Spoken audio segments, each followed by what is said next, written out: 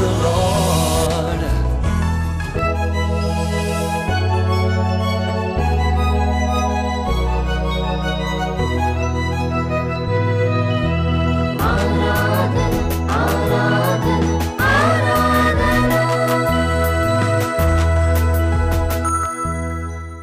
Praise the lord. Doordarshan Yadagiri ప్రేక్షకులకు ప్రభు అయిన యేసుక్రీస్తు నామములో శుభములు. ఆరాధన క్రైస్తవ భక్తి గీతాల కార్యక్రమానికి ప్రేమతో ఆహ్వానం. మానవులకు దేవుని పట్ల తమకున్న భక్తిభావాన్ని, కృతజ్ఞతను వ్యక్తపరచడానికి అనేక మార్గాలు. దానిలో దేవుని స్తుతించటం, పాటలు పాడి ఆరాధించటం అనేవి ప్రధానమైనవి. నన్ను ఆరాధించువారు ఆత్మతో సత్యముతో ఆరాధింపవలెనన్నది బైబిల్ చెప్పే సత్యం. ఈనాటి రాగసుధారస మంజరి మీకు సమర్పిస్తున్న వారు centenary Baptist church, south Lalaguda, Hyderabad.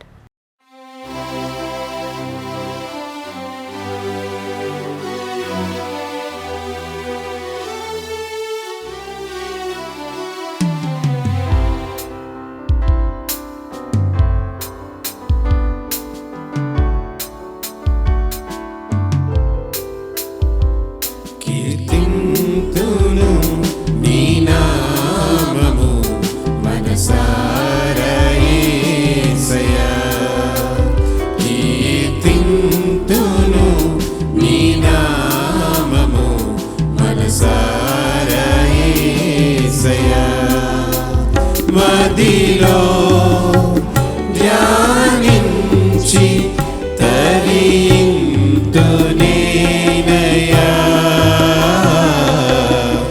నా యేసయ్యా. కీర్తింతును నీ నామము మనసారా యేసయ్యా. కీర్తింతును నీ నామము మనసారా యేసయ్యా.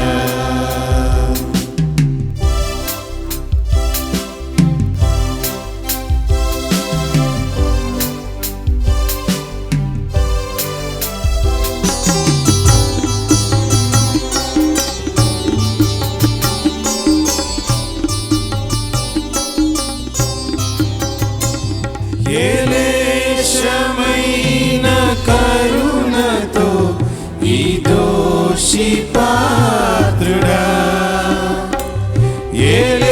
ఏలేశమైన కరుణతో ఈ దోషి పాత్రుడా, కల్వరిలో కృప చూపి కలుషాలు బాపినా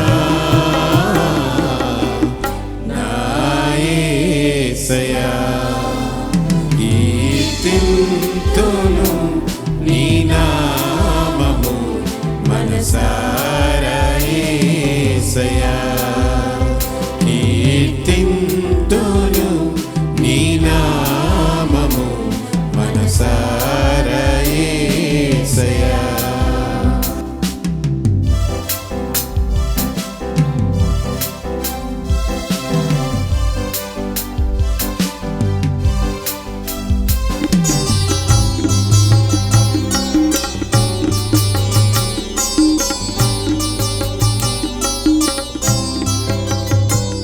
వేణోళ్ళ నిన్ను పొగడిన నీరు నము తీరునా, వేణోళ్ళ నిన్ను పొగడిన నీరు నము తీరునా, ఇన్నాళ్ళు కన్నీళ్ళు తుడిచావు యేసయ్యా.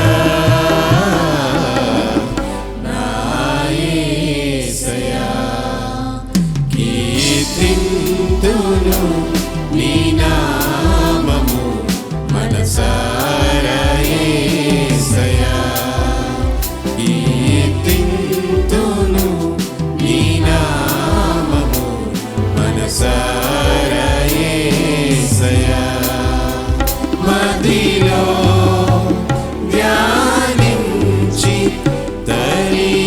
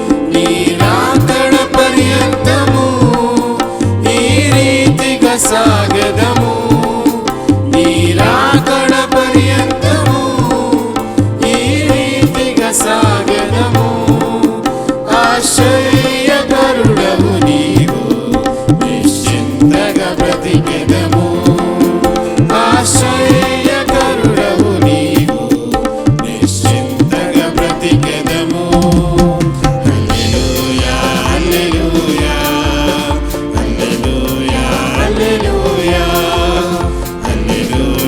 హల్లెలూయా హల్లెలూయా హల్లెలూయా హల్లెలూయా స్తుతి గీతములు పాడి కొనియాడెదము దేవా ఘనమైన నీ నామమును స్తుతింతుము ప్రభువా ఘనమైన నీ నామమును స్తుతింతుము ప్రభువా హల్లెలూయా హల్లెలూయా హల్లెలూయా హల్లెలూయా హల్లెలూయా హల్లెలూయా హల్లెలూయా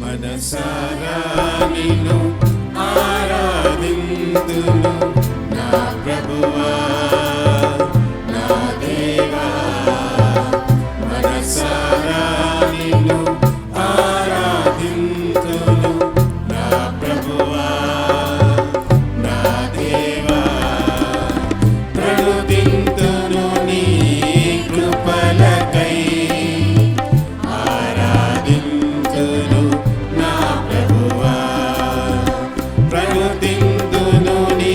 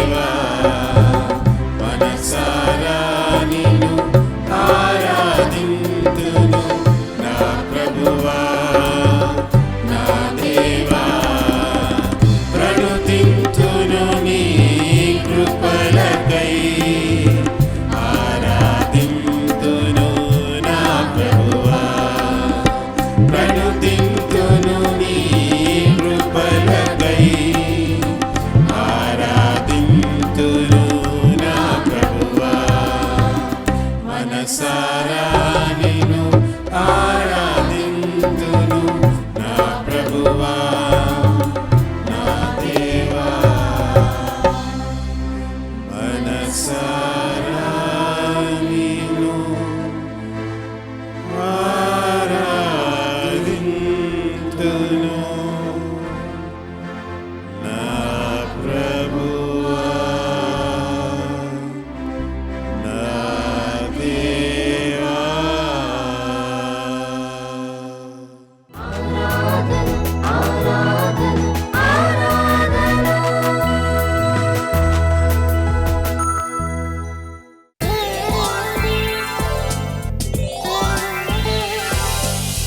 వాక్యముతో నన్ను పెంచి నీ స్వస్మరణ వినిపించావు. దూరదర్శన్ యాదగిరి ప్రేక్షకులకు ప్రభు అయిన యేసుక్రీస్తు నామంలో శుభములు. ప్రియులారా, ఇదే కాల వేళ మరి ఫిలిప్పీలకు రాసినటువంటి పత్రిక 2వ అధ్యాయము 5వ వచనం నుండి మనము కొన్ని విషయాలను ధ్యానిస్తాం. ఫిలిప్పీలకు రాసిన పత్రిక 2వ అధ్యాయము 5వ వచనము, క్రీస్తు యేసునకు కలిగిన ఈ మనస్సు మీరును కలిగి ఉండుడి. ఈ యొక్క వాక్య భాగాన్ని చదివినట్లయితే అపోస్తలుడైనటువంటి పౌలు ఫిలిప్పీ సంఘానికి తాను ఈ విషయాలను రాస్తూ వారిని ప్రోత్సహిస్తూ తాను అంటున్న మాట ఏంటంటే, యేసుక్రీస్తు ప్రభువారికి కలిగినటువంటి ఈ మనస్సు మీరును కలిగి ఉండుడి అని పౌలు భక్తుడు అక్కడ విశ్వాసులకు హెచ్చరిస్తుంటున్నాడు. మన యొక్క క్రైస్తవ జీవితంలో మరి విశ్వాసులమైనటువంటి మనము మరి యేసుక్రీస్తు ప్రభువారి యొక్క మనస్సును కలిగి ఉండాలని, ఈ లోకములో యేసుక్రీస్తుని పోలి నడుచుకోవాలని మరి వాక్యము హెచ్చరిస్తున్నట్లుగా మనం చూస్తుంటున్నాం. ఈ సమయాన మరి క్రీస్తు మనస్సును కలిగినటువంటి మనము, మరి ఆ మనస్సును కలిగినటువంటి మనము, అందులో ఉన్నటువంటి ప్రత్యేకతలు, ఆ మనసు కలిగినటువంటి వారు ఎలా మరి వారు ప్రవర్తిస్తారు, ఏ విషయాలను వారు కలిగి ఉంటారనే సత్యాలను మనం కొన్నిటిని మనం గ్రహించి మరి ముగించుకుందాం. మొట్టమొదటి విషయాన్ని మనము గ్రహించినట్లయితే యేసుక్రీస్తు మనస్సు అర్థం చేసుకునే మనస్సు. It is a mind of understanding.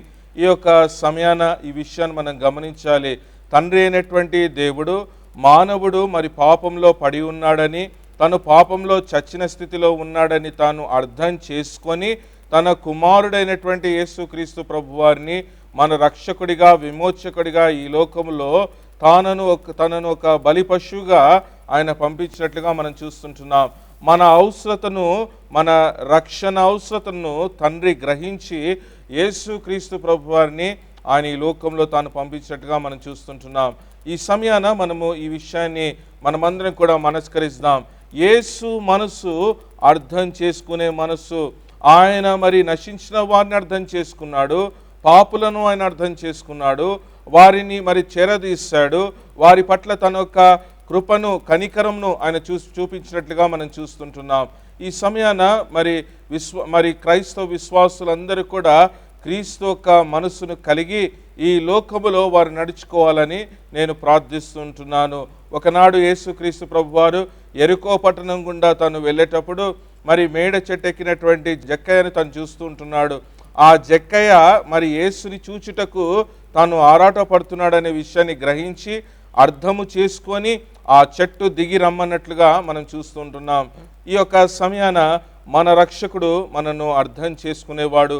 ఈ లోకములో మనను ఎవరు అర్థం చేసుకోవట్లేదు అని అనుకోవచ్చు, ఎవరు మరి మన విషయంలో శ్రద్ధ తీసుకోవట్లేదు అని అనుకోవచ్చు.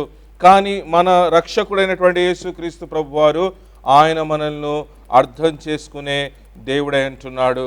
ఈ సమయాన యేసు మనసుకున్నటువంటి ప్రత్యేకత ఏమిటంటే ఆయన అర్థం చేసుకునే దేవుడే అంటున్నాడు. రెండో విషయాన్ని నేను చెప్తుంటున్నాను. దేవుని వాక్యంలో మనం చూసినట్లయితే యేసు మనసు అర్థం చేసుకునే మనసు మాత్రమే కాదు, యేసు మనసు ఆదరించే మనసు.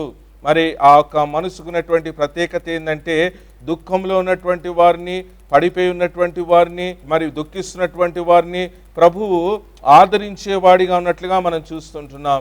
ఈ సమయాన యేసు మనసుకున్నటువంటి ప్రత్యేకతను మనం గ్రహించినట్లయితే ఆయన ఆదరించే దేవుడే అంటున్నాడు. అందుకనే యెషయా గ్రంథంలో మనం చూసినట్లయితే దేవుడు అంటున్న మాట ఏంటంటే, ఒకని తల్లి వారిని ఆదరించినట్లు నేను నిన్ను ఆదరించేదను అని అంటున్నాడండి. అంతేకాదు, మరి నేను నా ఆదరణను మీకు ఇస్తున్నానని యేసు ప్రభువారు శిష్యులతో అంటున్నట్లుగా మనం చూస్తుంటున్నాం. ఆదరణకర్త అయినటువంటి దేవుడు మనతో ఉన్నాడనే విషయాన్ని మనం దేవుని వాక్యంలో మనం చూస్తుంటున్నాం. మన దేవుడు ఆదరించే దేవుడే అంటున్నాడు. యేసు మనసుకున్నటువంటి ప్రత్యేకత ఏమిటంటే, ఆయన ఆదరించే వాడే అంటున్నాడు. ఒకటి, ఆయన అర్థం చేసుకునేవాడు.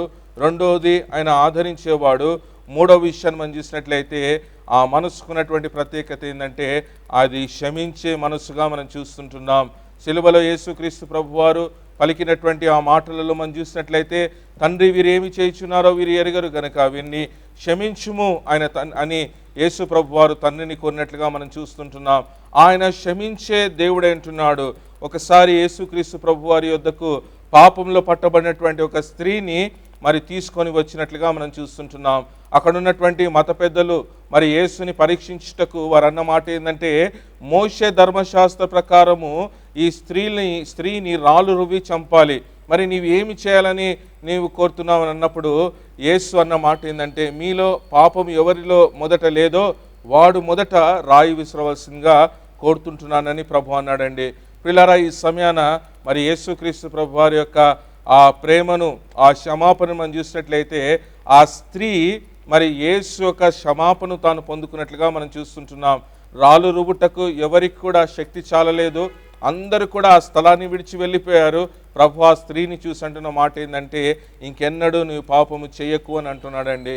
పిల్లారా, ఈ సమయాన మన రక్షకుడు మనల్ని క్షమించే దేవుడే అంటున్నాడు. ఆయన మనల్ని క్షమించే దేవుడే అంటున్నాడు. ఆ మనసు, క్రీస్తు యేసు మనసు క్షమించే మనసుగా మనం చూస్తుంటున్నాం. నాలుగో విషయాన్ని మనం చూసినట్లయితే, క్రీస్తు యేసు మనసు, ఆ మనసుకునేటువంటి ప్రత్యేకత ఏమిటంటే, మరి ఆ మనసు దాతృత్వం ఇచ్చే మనసుగా మనం చూస్తుంటున్నాం. ఒకవేళ యేసుక్రీస్తు ప్రభువారి యొక్క జీవిత చరిత్రను మనం చదివినట్లయితే, యేసుక్రీస్తు ప్రభువారు ఎప్పుడు ఎక్కడ ఎవరి నుండి కూడా ఏది కూడా తీసుకున్నట్లుగా మనము ఎక్కడ కూడా లేఖనాల్లో మనం చూడము.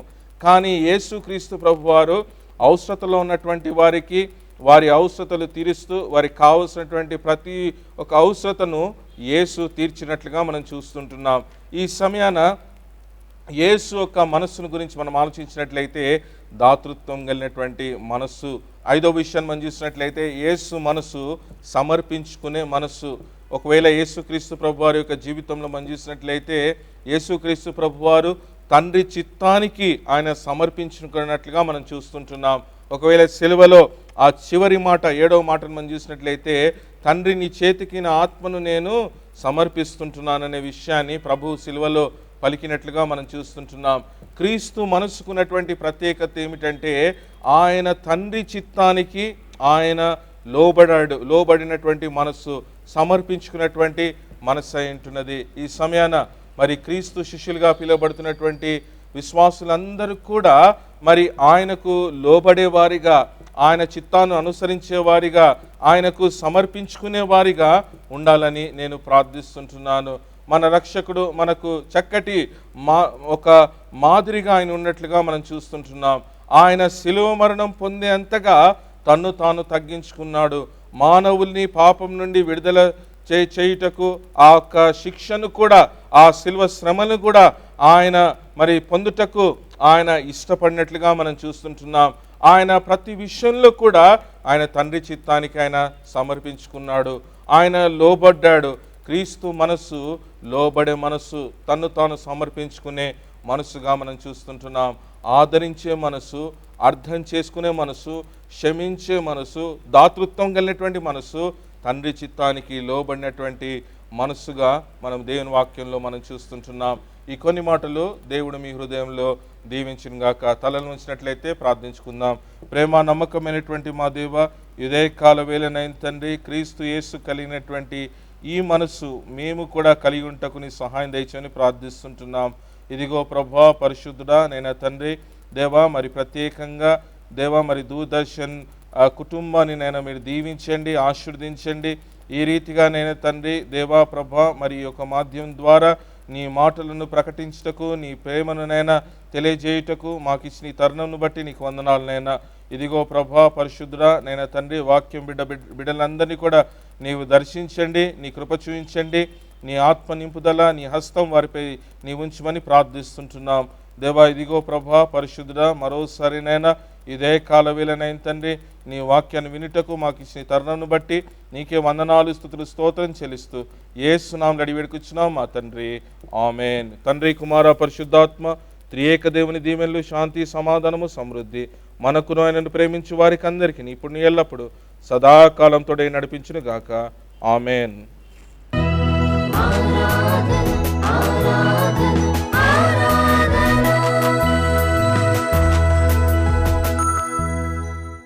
చూశారు కదా, ఈ కార్యక్రమం మీ ఆధ్యాత్మిక జీవితాలకు ప్రయోజనకరంగా ఉందని భావిస్తున్నాను. ఆ దేవదేవుని దీవెన, ఆశీర్వాదం, కాపుదల, భద్రత మీకు మీ కుటుంబాలకు సదా కలగాలని మనసారా ఆశిస్తుంది మీ ప్రియదర్శిని. ప్రతి ఆదివారం ఉదయం 6 గంటలకు ఇదే ఛానల్లో ఆరాధన క్రైస్తవ భక్తి గీతాల కార్యక్రమాన్ని తప్పక వీక్షించి దైవ దీవెనలు పొందండి. Praise the lord.